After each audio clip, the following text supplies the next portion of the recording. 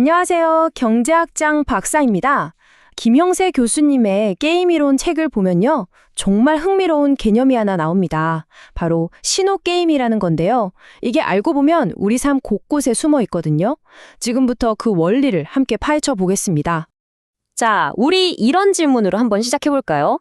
여러분, 왜 우리는 비싼 돈과 시간을 들여서 대학 졸업장을 따려고 하는 걸까요?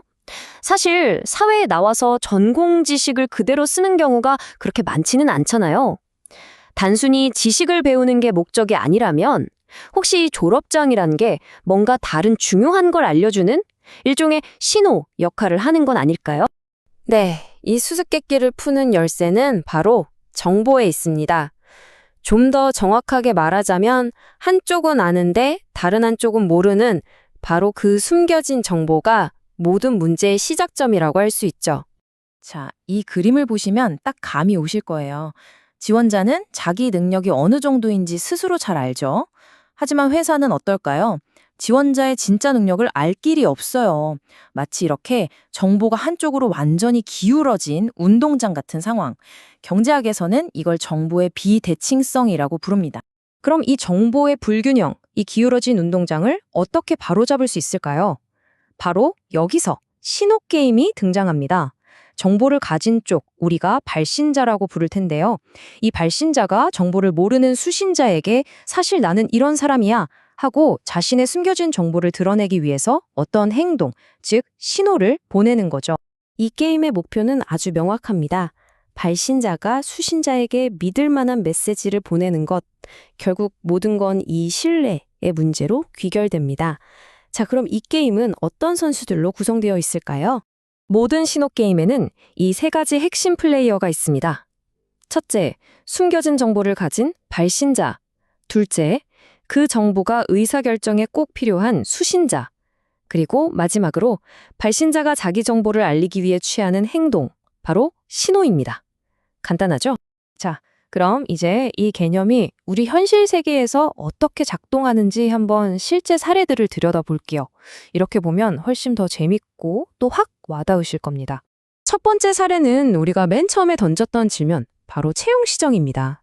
노벨 경제학상 수상자인 마이클 스펜스 교수가 분석해서 아주 유명해진 모델인데요. 여기서 발신자는 당연히 구직자고요. 숨겨진 정보는 그의 진짜 생산성이겠죠.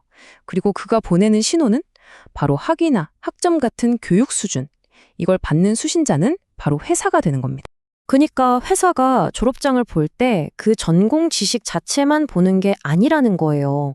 그보다는 와, 이렇게 힘든 교육 과정을 통과했다는 건 이 사람이 그만큼 성실하고 유능하다는 강력한 증거 아닐까? 이렇게 하나의 중요한 신호로 해석을 하는 거죠. 이번엔 다른 사례를 볼까요? 시장을 꽉 잡고 있는 독점 기업이 새로운 경쟁자가 들어오는 걸 막으려고 할 때도 이 신호게임이 벌어집니다. 이때 발신자는 기존의 독점 기업, 수신자는 시장에 들어올까 말까 고민하는 잠재적 경쟁자예요. 독점 기업은 가격을 아주 낮게 책정하는 신호를 보내서 우리 회사는 생산 비용이 엄청 낮다는 숨겨진 정보를 전달하는 겁니다. 이 낮은 가격은 단순히 소비자들한테 우리 물건 싸요? 라고 말하는 게 아니에요. 이건 잠재적 경쟁자에게 보내는 아주 직접적이고 심지어 좀 위협적인 메시지인 거죠. 우리 원가가 이만큼 낮으니까 이 가격이 가능한 거야. 너희가 어설프게 들어와 봤자 우리랑 가격 경쟁하다가 망할걸? 하는 아주 강력한 경고인 셈입니다. 자, 그런데 여기까지 얘기를 듣다 보면 아마 몇몇 분들은 머릿속에 이런 질문이 딱 떠오를 겁니다. 이거 아주 중요한 포인트거든요. 박사님, 잠깐만요. 그거 그냥 따라하면 되는 거 아니에요? 능력이 좀 부족해도 어떻게든 낑낑대서 졸업장 깔 수 있고 비용 많이 드는 회사도 에이, 손해 좀 보고 가격 확 낮춰버리면 그만이잖아요. 와, 정말 날카로운 질문입니다. 맞아요. 만약에 누구나 다 그렇게 쉽게 신호를 흉내낼 수 있다면 그 신호는 더 이상 신호가 아니라 그냥 아무 의미 없는 소음이 되고 말겠죠. 바로 이 지점에서 신호게임의 가장 중요한 비밀 재료가 나옵니다. 신호가 진짜 신호로서의 힘을 가지려면 반드시 값비싼 메시지여야만 한다는 조건이 붙습니다. 여기서 값비싸다는 건 자격이 없는 사람이 그 신호를 따라하려면 정말 어마어마한 대가를 치러야 한다는 뜻이에요. 다시 말해서 엉뚱한 유형의 플레이어가 그 신호를 보내기에는 비용이 너무너무 많이 들기 때문에 비로소 그 신호가 믿을 만해진다는 거죠.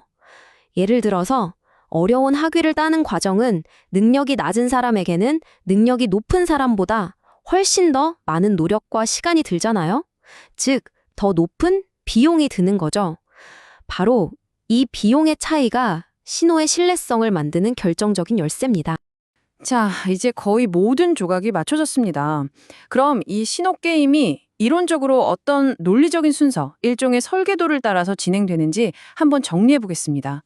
신호 게임은 항상 이 4단계의 흐름을 따릅니다.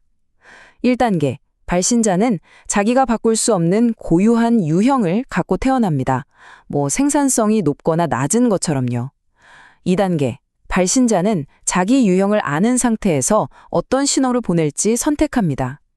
3단계, 수신자는 그 신호를 관찰하고 이 사람이 이런 신호를 보낸 걸 보니 아마 이런 유형일 거야 하고 자신의 믿음을 수정하고요. 마지막 4단계에서 수신자는 이렇게 업데이트된 믿음을 바탕으로 최종 행동을 결정하게 됩니다. 여기서 3단계, 믿음을 수정하는 과정이라는 게 참 재밌어요. 마치 탐정이 새로운 단서를 발견하고 범인에 대한 추리를 업데이트하는 것과 똑같거든요. 우리가 복잡한 수학까지 들어갈 필요는 없지만 개념적으로는 이렇습니다. 수신자가 처음에는 어림짐작을 하다가 신호라는 새로운 증거를 보고 그 짐작을 점점 더 정교하게 다듬어 나가는 과정. 이걸 경제학에서는 베이지 업데이트라고 부릅니다. 좋습니다. 그럼 오늘 우리가 함께 파헤쳐본 신호 게임의 핵심 내용 마지막으로 한번 쫙 정리해 볼까요? 모든 문제는 정보의 비대칭성에서 출발합니다. 정보를 가진 발신자가 정보를 모르는 수신자에게 신호를 보내죠. 그리고 이 신호가 믿음을 얻으려면 반드시 값비싼 메시지여야만 합니다. 핵심은 그 비용이 엉뚱한 유형에게 훨씬 더 높게 매겨져야 한다는 거고요. 바로 이 메커니즘 덕분에 숨겨져 있던 정보가 드디어 신뢰성 있게 세상 밖으로 드러나게 되는 겁니다.